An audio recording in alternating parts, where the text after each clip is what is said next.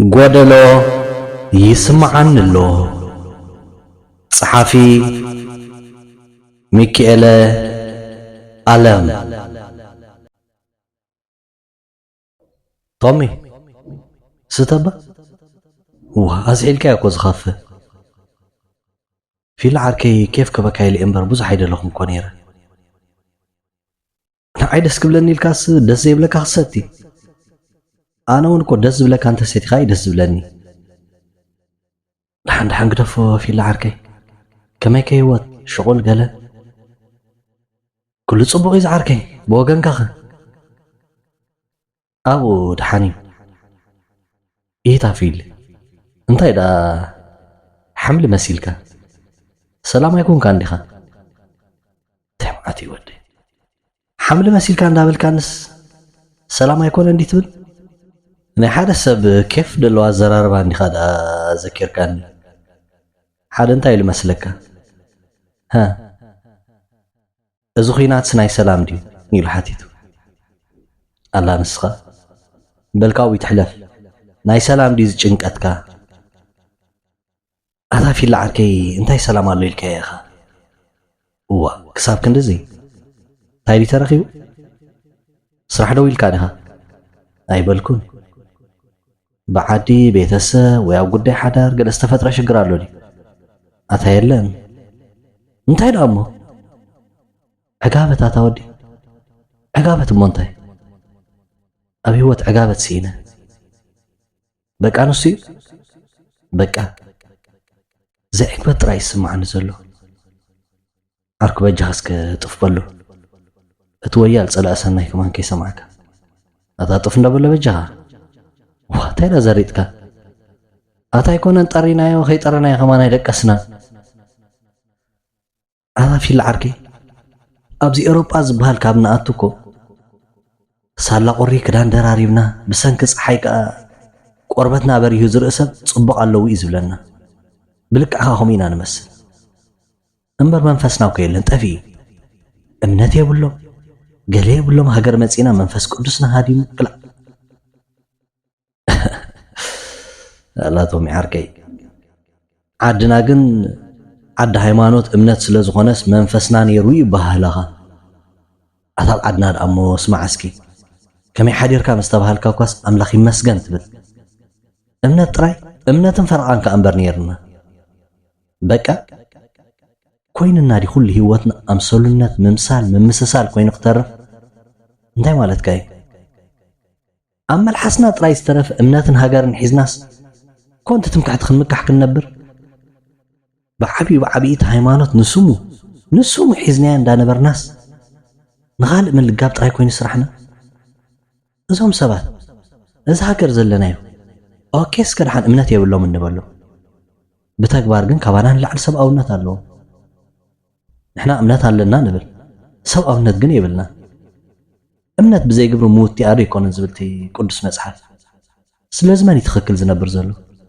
نصامي أنا بناتي رديت نايبوتا نايقل زي كونه سب عليين منفس قدسو زرحقه ويزغربه أتاسب ومنتاينا راح نقبر زلنا ود سمول عقبات كلو انت خوينو بت املاح زهابو طراي كمسكن زلو نسخه حجز غودلك اخي هالون املاح تمارو لخ كبخز قدو خندي يالو بزعبا يكواس حلفه يتفلط يخ سرح سينا خندي كولل كم زبلكو اب راسيو ابو غاندا زل حفتي اب ارفرا زلو سدراي كباي صبي نيرو كابتن اجوبا زوبن እና مقول كاي سد ابزخا كمي حلفو نيره فولط يخ شعو أمسجنا نلوم بتسفان تزيد صباكو بلك عزب لك هذا الله سباي مخونكم أتسخافوا لي غابت جخيلك كميلك أخاخيلك يا حليفك عن البعل بتعمي سكرمني بتمسجن بقى تمسجن بمبال بهم يا منفسي زحيلو صبح صبق هيوات كلواني لوم صبق حسابا تسفان كلواني اللويل إذا أمن تمسجن مبال نتزير أخي نجر كم تريو نتزير خب كيرما كم ترخبه يقبرك قلت تمسكن كوشت خون له يا حق خون خيل انديو ሕጂ ኣነኮ ኣብኡ ከለኹ ሓስቦ ከለኹ እኮ ዝጎደለን ነገር የለን ግን ንምንታይ ጎደሎ ዝስምዓኒ ዘሎ ፈፂሙ ከይክርዳእኒ ዘይክእል እንታይ ክገብር ዘለኒ ሕራይ ዕግበት ክስምዓኒ እንታይ ክትገብር ኣለካ ዶ ሰለስተ ነገራት ክነግረካ እየ ነዚኣተን ንነብስኻ ግዜ ሂብካ ኣብ ጽምዋ ኮይንካ ግበረን ቀዳማይ ነቲ ዘይዕግበኒ ትብሎ ነገር ጽሓፉ ድሕሪኡ ብልክዕ ድዩ ዕግበት ዝኸልዓካ ዘሎ ተረጋግፅ ንዕኡ ከተልግስ ከዓ ምስ ነብስኻ ተሰማማዕ ካልኣይ እንታይ ስለ ዝጎደለኒ እዩ ሓጎስ ዘይስምዓኒ ኢልካ ገዛእ ርእስኻ ሕተት ሳልሳይ ድማ እቲ ዘሐጉሰካን ዘዕግበካን ዝበልካዮ ነገር ፈሊኻ ጽሓፎ እቲ ዘይሐጉሰካን ዘሐጉሰካን ኣነጻጽሮ ኣብዚ ርግፀኛ እቲ መልሲ ክትረኽቦ ኢኻ ኣታዚ ኣብ ናይ ስነ ልቦና ትምህርቲ ሰሚዐ እንደይ ግዜ እኳ ደጋጊመ ሰሚዐዮ ግን ፈፂሙ ክሰርሓለይ ኣይከኣልን ኩሉ ነገር መንገዲ ኣለዎ ብማዕፆ ክትኣቱ ዝግባእካ ብናሕስን ተፈቲንካ ኣይትኽእልን ኢኻ ቀዳማይ ክፍሊ ከይወዳእካ ሻድሻይ ክፍሊ ከምህሩኻ እንተፈቲኑ ማ ይርዳእካኒ ብፍላይ ንሕና ማለት እዩ ብፍላይ ንሕና ሓቂ ዘረባ ከም መንእሰያት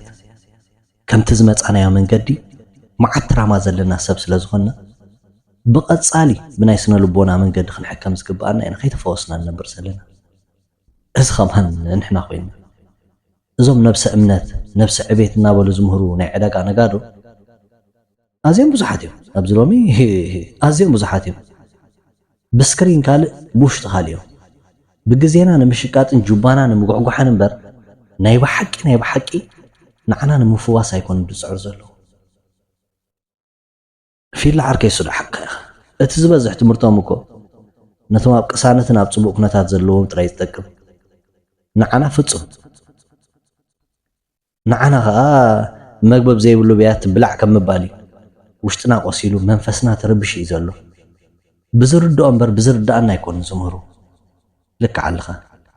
ኣብ ከብዲ ፅጉብ ጥሙ የለን እንዲ ዝበሃል ኣብ ቦታ ቁስን እውን ሽጉር የለን ንሳቶም ነቲ ዝመፃናይ መንገዲ ነቲ ውሽጥና ዘሎ ስምባዴ ኣይርድእዎን እዩ እቲ ዝመፃናይ መንገዲ ናይ ሓደጋን ጭንቀትን እዩ ኣብዚ መፂና እውን ሂወትና ተመሳቂሉ እዩ ብስቃይ ኣሕዋትና ንርበሽ ስድራና ንምርዳእ መዓንጣና ተላሒቡ ድቃስ የለ ዕረፍቲ የለ ብኣላርም ንትስእ ምሳ ስራሕቲ ትሕልፎ ፀቕጥሎ እዚ ኩሉ ጌርና ነዛ ነብስና ገዲፍና ንኻልእ ሰብ ከነንብር ከዓ ንቃለስ እንታይ ኮይና ዘይንፅለልዳ ንዓበል ኣኽለካ ዝዓርከይ ፍሬና ሕዘለይ ፈታሓለለይ መፅካስ መሊስካ ሽግር ክትውስኸለይ ኣታት ውሽጥና እንድዩ ክንደይ ነገር እንዲፀይር ዘሎ ገለ ኸፋት ተረኺቡ ስቂሉ እዩ ተሾሾሾሽ ዝብል መስለኒ ብዝኾነ ግን እቲ ናትና ፀገም ካልእ እቶም ኣማኸርትሎ እናቃቕሕቲ ዝቡና መድሃኒት ካልእ ይኸውን ኣለዎ ንምባል እንዴ ብዓብኢኻ ዓቕምኻ ምሕሳብን ዓቕምኻ ምጭናቕን ክንለምድ ኣለና ዝተረፈን ኣምላኽ ንግዜ እንትቦ እምነት እንተሃሊካ ማለት እዩ ኣበይ እሞ ንሱ ደኣ እንተዝከኣል ካብ ጭንቀት ምትርፎ ክሳሮ እንታይ ፍታሕ ይርከብ እስኪ በጃኻ ናብቲ ፍታሕ ትብሎ ንኺድ ንሰምዕ ንሓስብ ንጭነቕ ነዚ ሕማም ዝፈትሑ ምሁራት የድልዩና ኣለዉ ግን ኣይገበርዎን ገለ ዝፈተኑ እውን ንሕና ክንስዕቦም ስለ ዘይከኣልና ተስፋ ቀሪፆም ገዲፎም ኣለዉ ንሓደ ዝተፀለለ ሰብ ማጨሎት ክትሕፀብ ንዓንተ ኢልካዮ ካብ ማጨሎት እዩ ዝሃድ እምበር ናብኡ ይከይድን እዩ ንሕና እውን ከምኡ እንታይ ንኻብኦም ንሓይሽ ኢና ፀቕጢ ኣለና ብልክዕ ፀቕጢ ከም ዘለና ኣሚንና ከዓ ክንፈወስ ኣይተበገስናን እቲ ዓብ ፀገምና እኮ ዱልዱል ማሕበረሰብ ዘይምህላው እዩ በጃኻ ግደፈና ተጨኒቕና ዘምፃናዮ ገንዘብ ክምንጥሉ እምበር ጭንቀትና ከኣልዩ ዝሓስቡ የለዎም ሓቂ እዩ ነታ ወድና እዚኦም ኣዘንቲኻ ይውዳእ እንድዩ ጨጎራና ከይንልሓፅ ንግደፎ ናብታ ምኽርኻ ንመለስ እቲ ፍታሕ እኮ ትዝበልኩኻ እንዲ እንተደኣ ንሰን ፈፂምካ ብድሕሪና ዘርና ክንቅፅል ንኽእል እንታይ ኢልካኒ እስከ ብንፆር ንገረኒ ቀዳማይ እቲ ዘይዕግበካ ነገር ብፅሑፍ ኣቐምጦ እቲ ዘሐጉሰካን ዘዕግበካን ነገር እውን ከምኡ ብግልፂ ፀሓፎ ኣብ መወዳእታ ንክልቲኦም ኣነፃፅሮ እቲ መልሲ ኣብኡ ክትረኽቦ ኢኻ ብርግፅ ነየ ዝብለካ ዘለኹ ፅቡቕ عرفت لن ندي بزا سمو كجبراني بدحري داخم لو من الرخب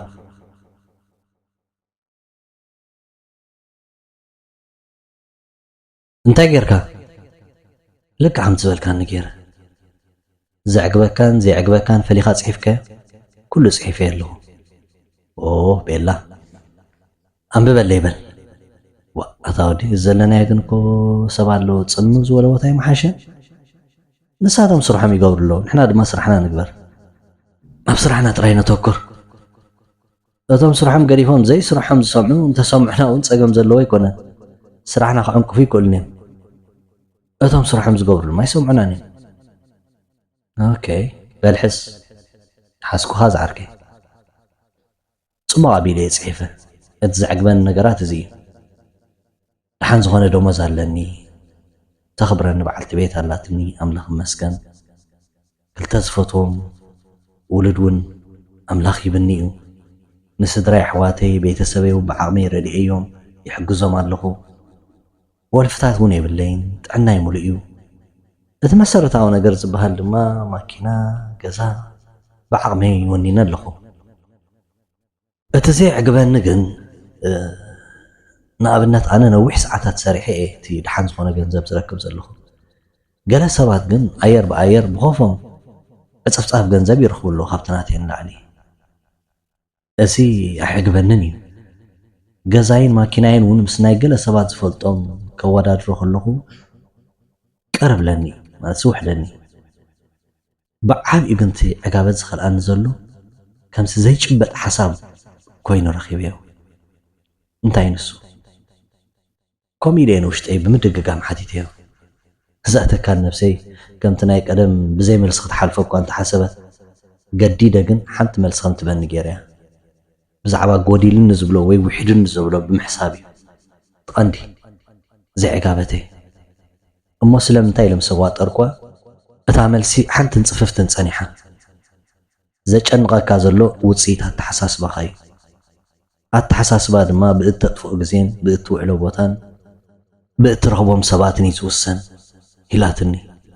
بحصيرو نسخام خان قديفكا اتناي بحق مننتكا رخيبكا نبار عيلاتني انتاي تبل انتاي تسمعكا مونكم مسملستلكا سب كار مكانبر وشطا خار مكام زغل فتسيما يفلتني نيرا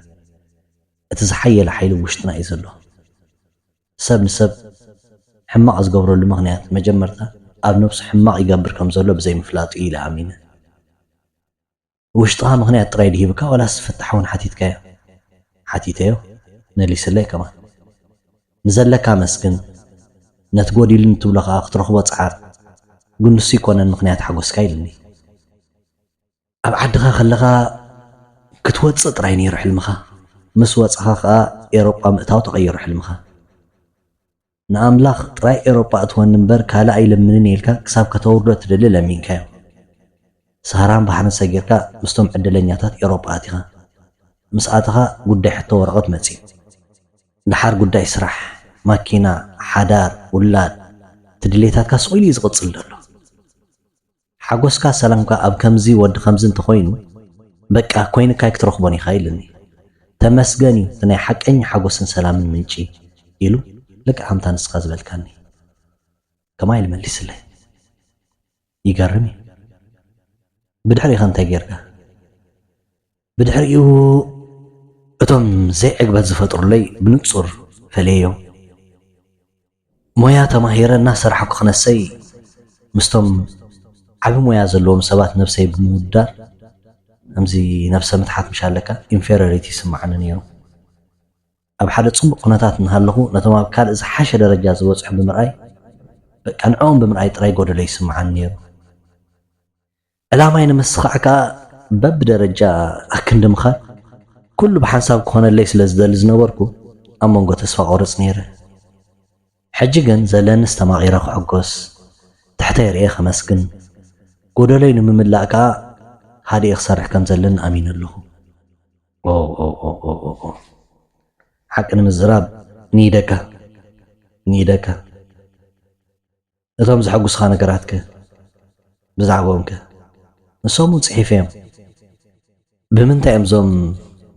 ልዕለይ ዝብሎም ዘለኹ ሰባት ዝበልፁኒ ኢለ መርሚረ ብትምህርቲ ዲ ብሃብቲ ዲ ወይስ ብዕግበት ትፈልጥ ፊል ዓርኬ ፋይናሊ ኣብ መወዳእቱ በቃ ውሽጣዊ ፀጋይ ን37 ዓመት ተሸኪመዮ ከይተጠቀም ኩሉ ኮለል ይብል ምህላዊ ኣጣዓይስኒ መመሊስካ እንዳ ተገርመኒ ዘለኻ ቀፅል እስኪ ርኤካ እንደ ዘለኹ ፀጋታተይ በብሓደ ክዝርዝር ጀሚረ ውሽጣዊ ጥዕናይ ኣተሓሳስባይ ሰብኣውነተይ ፍቕሪ ኣምላኽን ፍቕሪ ሰብን እዚኦም ቀንዲ ሃብቲ ወዲ ሰብ ምዃኖም ዝተረዳእኩ ኣብዚኦም ሕማቕ ከም ዘይነበርኩ ተገንዚበ ካብቲ ዝነበርኮ ናብዚ ሕጂ ዘለኾ ደረጃ ምስ ገምገምኩ ድማ ካብቲ ዝሓስቦ ንላዕሊ ብዙሕ ከም ዘለኒ ተረዲእኒ ካልእ ክነግረካ ዘለኒ ማሕበራዊ ሂወተይ እውን ካብ ሰብ ዝተሓተ ኣይኮነን ስራሕ ኣለኒ ከም ኩሉ ሰብ እኹል ሰዓታት ሰሪሕ ኣትልኹ እኹል ደሞዝካ ኣለኒ ብቁጠባ ስለ ዝነብር እውን ክሳብ ሕጂ ተፀገምኩ